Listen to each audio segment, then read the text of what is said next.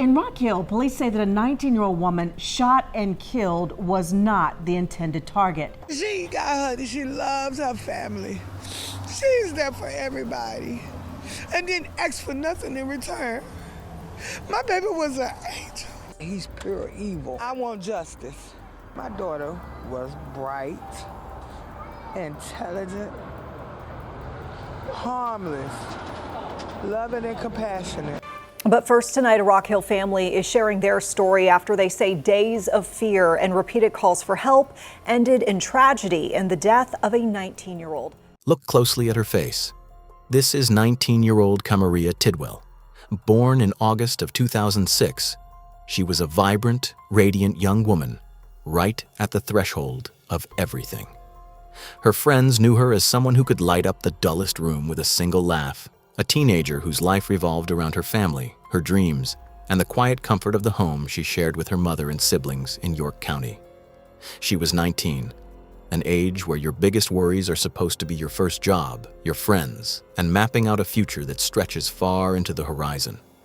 Her family's property on the 700 block of Mount Gallant Road was supposed to be the anchor for that future, a safe haven, the place where you lock out the world, kick off your shoes, and feel entirely secure. But on the night of Saturday, May 16, 2026, the quiet serenity of that South Carolina neighborhood didn't offer protection. It offered cover. It was right around 11 p.m. when a violent tremor shattered the suburban silence, a single catastrophic sound that instantly tore through the night air. Within minutes, the midnight quiet of Mount Gallant Road was swallowed by the blinding glare of red and blue emergency strobes. Rock Hill police cruisers tore around the corner, sirens wailing, rubber burning against the asphalt, rushing toward a frantic emergency call. Officers threw open their doors, weapons drawn, flashlights cutting through the thick darkness of the front yard. But they were already too late. Right there, in the open air of her own property, 19-year-old Camariya Tidwell lay unresponsive, suffering from a devastating gunshot wound. Despite the frantic, desperate efforts of first responders under the flashing lights, her injuries were too severe. Right there, on the grass where she should have been safe, her pulse faded into nothing. She was pronounced dead at the scene. In the immediate chaos, the first wave of media reports began to flood the local newswires. In the rush to cover the tragedy, early police blotters got it wrong. They stripped her of her actual identity, listing her as an anonymous 18-year-old casualty of standard street violence. But the York County coroner and a shattered, grieving family stood up immediately to correct the record and bring forward the brutal truth. She wasn't just a number, and she wasn't 18. She was 19, an innocent teenager whose entire existence was abruptly, violently stolen right from her family's grasp. But as the police tape was unrolled, sealing off the yard under the dark South Carolina sky, a suffocating weight settled over the detectives on the scene. Because what makes Camariya's story absolutely agonizing, what elevates this from a tragic, random shooting into something profoundly disturbing, is the terrifying reality of what happened before the trigger was pulled. This wasn't a sudden burst of violence from a stranger passing by. For days leading up to this exact Saturday night, the Tidwell family had been forced into a psychological nightmare. They weren't sleeping. They weren't living. Instead, they were glued to their smartphones, watching their home security apps with bated breath, tracking the pixelated, grainy shadows of a 34-year-old man named Sean Xavier Hubbard creeping across their property in the dead of night. They had seen his face. They knew the danger was real. They had explicitly begged for protection, handing over digital evidence of a monster lurking at their gates only to watch the system move with an agonizing, bureaucratic slowness while the threat outside their windows accelerated at a breakneck pace. When the detectives finally stood in that blood-stained yard at 11 p.m. trying to piece together a preliminary timeline, they braced themselves to ask the hardest question in any homicide investigation. Who did this? But they didn't have to look for long. Through the tears, the shock, and the raw panic of the immediate aftermath, Camariya's loved ones looked the responding officers directly in the eye, and without a single shred of hesitation, they named the killer instantly. They didn't need a ballistics report. They didn't need an eyewitness lineup. They already knew exactly who had hunted Camariya down on Mount Gallant Road because he had already left a violent, unmistakable calling card on their front door just days prior. And the most terrifying part of it all? The catastrophic chain of events that led a 34-year-old predator to ambush a 19-year-old girl in her own yard didn't start with a high-stakes criminal plot or an ancient blood feud. It all began with a routine, everyday service transaction, the kind of ordinary task that millions of us do via social media every single day. To understand how a 34-year-old man turned his sights on 19-year-old Camariya Tidwell and her family, we have to look past the violent ending and examine how a complete stranger gained access to their lives in the first place. This nightmare didn't begin with a dark alley ambush, a forced break-in, or a calculated surveillance campaign by a master criminal. It began on the most ordinary digital landscape imaginable: social media. In early May of 2026, a member of Camariya's family was looking for a local mechanic to perform some routine maintenance on a vehicle. Like millions of people do every single day, they pulled up an online marketplace, scrolling through local service listings, seeking convenience and an affordable quote. That is where they crossed paths with 34-year-old Sean Xavier Hubbard. He presented himself as a capable local tradesman, someone who could easily handle the repair. It was supposed to be a simple, completely forgettable business transaction. Money would be exchanged, a car would be fixed, and their paths would never cross again. But within days, a minor, everyday business disagreement over the mechanical work quickly mutated from a frustrating customer dispute into a dark, suffocating obsession. When Camariya's cousin Jamia McCullough realized the automotive work wasn't going as planned and that the arrangement was no longer working out, she stepped in to handle the situation. She explicitly and directly informed Hubbard that the family no longer required his services and that he was to stop working on the vehicle immediately.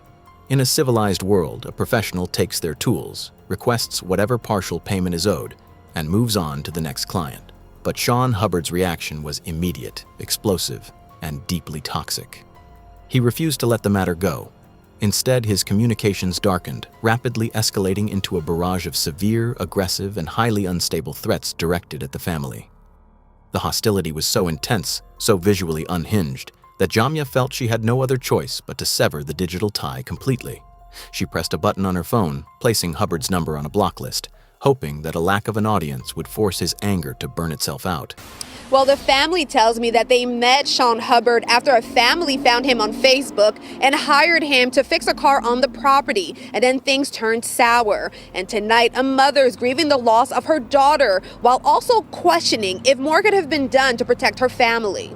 But blocking a predator digitally does nothing to stop them in the physical world.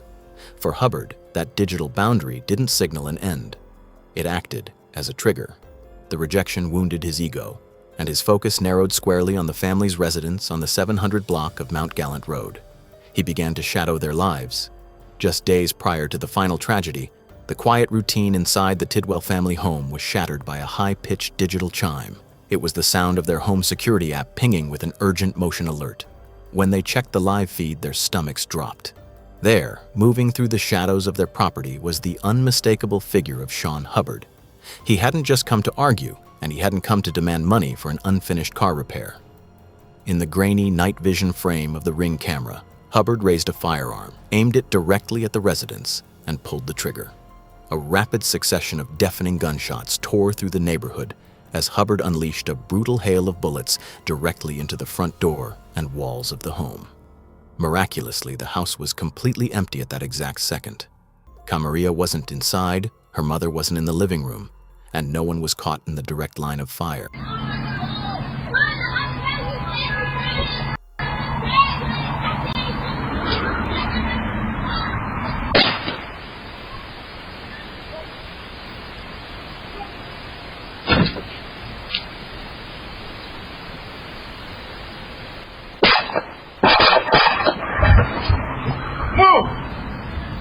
Physically, they were untouched, but mentally the damage was catastrophic.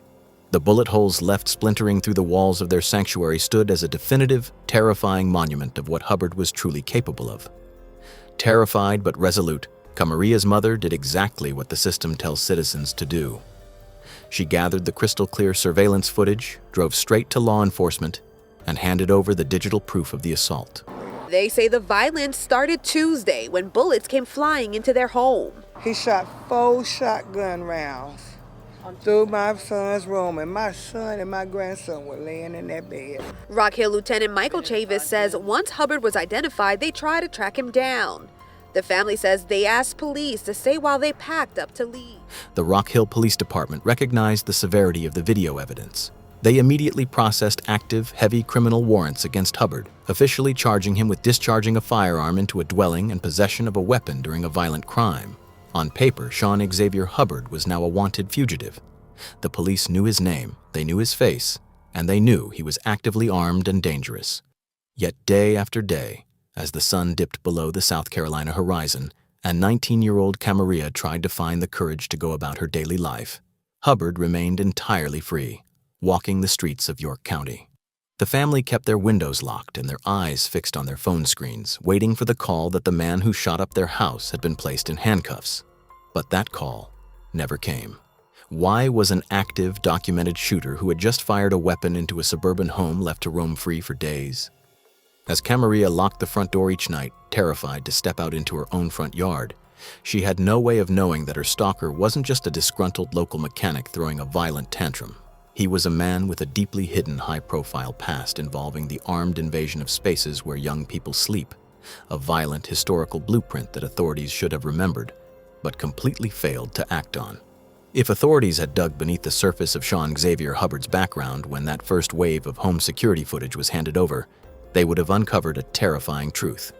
The violent escalation unfolding on Mount Gallant Road was not a sudden, unpredictable anomaly. It was a pattern. The justice system already held the blueprint to this man's mind, filed away in archival boxes just across the state line. If anyone had bothered to look closer at his record, they would have seen a documented history of a predator who specialized in violating the very places where young people are supposed to feel the safest. To see the origin of this dangerous blueprint, we have to travel 14 years into the past, back to March 6, 2012. The setting was the quiet, unsuspecting campus of Gardner-Webb University, nestled in the small town of Boiling Springs, North Carolina. It was a place dedicated to higher learning, a sanctuary where young students lived away from home for the first time, trusting that the walls of their dormitories would keep the dangers of the outside world at bay. But a 20-year-old Sean Hubbard had no respect for sanctuaries. On that late winter evening, Hubbard, alongside two accomplices from Charlotte, executed a ruthless, calculated plot. Sneaking past campus boundaries, they breached the security of the Lutz-Yelton Residence Hall. They didn't just wander the hallways. They selected a target, forced their way inside a dormitory room, and shattered the lives of two unsuspecting college students. Hubbard was eventually hunted down by police, arrested, and hit with severe, heavy felony charges, ultimately leading to convictions for robbery with a dangerous weapon and felony breaking and entering. That conviction wasn't just a mark on a piece of paper. It was a psychological profile. Even as a young man, Sean Hubbard knew exactly what it felt like to wield absolute power over vulnerable youth. He understood the exact mechanics of terrorizing young victims inside their own safe spaces, trapping them where they felt most secure. Now, fast forward 14 years to May of 2026. The 20-year-old college thief had aged into a 34-year-old stalker, but the predatory tactics remained completely unchanged. He was drawing from the exact same dark blueprint, utilizing the exact same psychological warfare against 19-year-old Camariya Tidwell. Once again, he was targeting a teenager. Once again, he was bringing weapons to a residential doorstep. Once again, he was turning a young person's sanctuary into a prison of fear. Sean Hubbard was a ticking time bomb walking the streets of York County with a history of gun violence and an active, outstanding warrant for shooting up a home. And on the night of Saturday, May 16th, the timer on that bomb finally ran out. But the tragedy of Camariya Tidwell is built on a foundation of agonizing near misses. Earlier that very same Saturday, long before the clock struck midnight, the family's security system went off again. Hubbard had actually returned to the property in broad daylight, pulled his weapon, and unleashed a second volley of bullets into the walls of the empty house. This wasn't a hidden crime, it was an open declaration of war. The response from law enforcement was immediate and massive. Blue and red strobe lights flooded the 700 block of Mount Gallant Road. Police cruisers packed the street, K-9 units sniffed the perimeter, and officers circulated the neighborhood block by block, actively searching for Hubbard's vehicle. For hours, the authority of the law stood between the Tidwell home and the monster in the dark. But as the evening wore on and the streets remained empty, the police presence began to taper off. Believing the suspect had fled the area and slipped back into the shadows of the county, the cruisers eventually turned their sirens off, packed up their equipment, and drove away. It was a routine procedural decision, but it would prove to be a fatal miscalculation. Because according to Camariya's brother, Caleb Tidwell, Sean Hubbard did not flee. He didn't speed down the highway, and he didn't hide across county lines. He had watched the police arrive, and he had watched them leave. He was still out there, completely enveloped by the pitch-black South Carolina night, just waiting for his moment to strike. For a week straight, he stalked my family's home. After the shooting, the family installed security cameras, which they say captured video of 34-year-old Sean Hubbard back at the home Saturday night, firing through the front door. No one was home at the time. I asked them, could the police stay here till me and my family got up some stuff and find out where we could go, because clearly we was not safe here. Because this man didn't care. They told me they could let one officer stay. He went across the Helens and sat there. And he probably was there 15 minutes. And he came in the yard and he said he had to leave. The red and blue strobe lights had faded from the neighborhood windows, and the low rumble of police engines had dissolved back into the steady, deceptive quiet of a South Carolina spring night. To any casual observer, Mount Gallant Road had returned to safety. But the illusion of safety is a predator's greatest asset. Sean Xavier Hubbard had never left the area. While law enforcement units were circulating the major thoroughfares searching for his vehicle, Hubbard had simply pulled his car out of sight, parked in the darkness, and waited. Then, exactly as the clock struck 11 p.m., he moved in. 19-year-old Camariya Tidwell stepped out into her own front yard, stepping into the cool night air of the property her family had desperately tried to protect. She couldn't see him, but he was already there, hidden by the deep shadows of the lawn. The ambush was instantaneous. There was no time to run, no time to retreat behind the deadbolts of the front door, and no time to trigger a home security app. In a flash of moving shadows, Hubbard closed the distance. A single deafening gunshot shattered the stillness of the 700 block of Mount Gallant Road, a sharp, violent punctuation mark that ended a week of terror.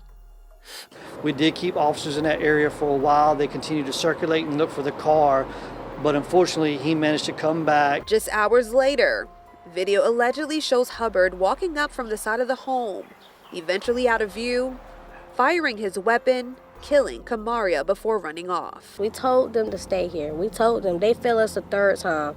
By the time the frantic 911 calls brought the first responders racing back to the property, cruisers tearing across the asphalt just minutes after leaving it, the damage was total. Paramedics flooded the lawn, their flashlights illuminating the grass, but their medical equipment was useless against the finality of what had occurred. Camariya's pulse was gone. At just 19 years old, her life, her laughter, and her bright future were snuffed out on the very soil she called home. Just 4.5 hours after the trigger was pulled on Mount Gallant Road, the absolute silence enveloping Fig Branch Road in nearby Clover, South Carolina, was violently broken. At exactly 3:30 a.m. on Sunday morning, the night sky was pierced by the tactical headlights of the York County Sheriff's Office SWAT team. Heavily armored vehicles tore down the rural road, deploying tactical operators in full combat gear. They swarmed a hidden property, moving with synchronized military precision, cutting off every potential escape route and throwing up an unbreakable wall of ballistic shields. Megaphones barked commands into the dark, ordering Hubbard to surrender, cornered, outgunned, and stared down by the barrels of dozens of tactical rifles. The 34-year-old predator realized his run was over.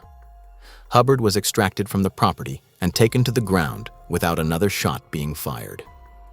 Handcuffs were snapped onto his wrists, and he was loaded into the back of a transport vehicle, brought directly to the York County Detention Center. By sunrise, he was officially booked and stripped of any opportunity for bond, facing a mountain of severe criminal charges: murder, possession of a weapon during the commission of a violent crime, and the original outstanding warrants for discharging a firearm into a dwelling. Tonight, Sean Hubbard is charged with murder after 19-year-old Camariya Tidwell was shot and killed outside the steps of her home on Mount Gallant Road Saturday night. And the family says this is not the first time he's been accused of firing into their home.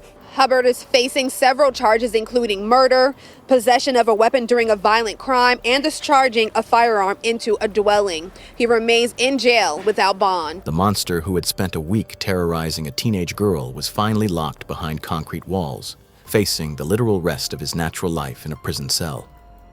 The immediate danger to the public was neutralized, but as the sun fully rose over Rock Hill on Sunday morning, illuminating the yellow crime scene tape still fluttering in the breeze on Mount Gallant Road, the initial relief of the swift arrest was instantly swallowed by a crushing wave of public fury. Because as the community looked at the timeline of events, they realized that while the killer was behind bars, the biggest, most haunting puzzle piece of the entire tragedy remained completely unanswered. Sean Xavier Hubbard is in jail, awaiting trial for the murder of Camariya Tidwell, but her family finds no solace. They believe her death was preventable, as they meticulously documented threats and violence from Hubbard, including 2 shootings, and reported everything to the police. Despite their efforts and clear evidence, the legal system failed to protect Camariya, who was ultimately killed. The community demands answers, and questions remain about the motive behind such extreme violence stemming from a minor dispute. The case is now entering court, with preliminary hearings beginning soon, to ensure that the name and memory of Camariya Tidwell are never swept aside by the rapid cycles of the news, and to make sure you receive the breaking details on the court proceedings the absolute second they drop. Click the subscribe button right now and turn on your notifications. Before you go, leave your thoughts in the comments section below. Do you believe the system completely failed this family, or was this a tragedy that no amount of surveillance could have stopped? Hold your loved ones close, stay hyper-aware of your surroundings, and I will see you in the next breakdown.